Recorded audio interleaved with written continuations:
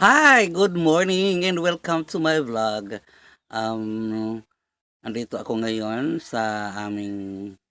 lugar kung saan dito ako na gumagawa ng tindahan para sa mga pakunti-kunting paninda na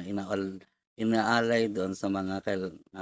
pangangailangan nila sa mga bahay nila. Kaya nandito tayo, umikot tayo dito sa loob ng ito'y nakabase or ito'y sa likuran lang ng tindahan ko kaya umikot tayo dahil napansin ko talagang sobrang init na at unti-unti nang naglalagasan ng mga dahon, parang nanghihina na rin yung mga pananim namin dito kahit naman halos araw-araw dinidiligan naman namin kaya ayun, papansin ko na lang din tapos, sinubukan kong, silipin yung balon namin dahil ito lang yung balon namin dito na inasahan namin ng tubig at medyo wala na, kokonti na lang talaga ang tubig kaya siguro mga sa sunod na araw 'pag wala ng 'di na talaga umuulan kung wala pa talagang ulan ngayon siguro ito'y maubusan talaga ng tuluyan kaya ayun, sana panoorin niyo palagi pa rin itong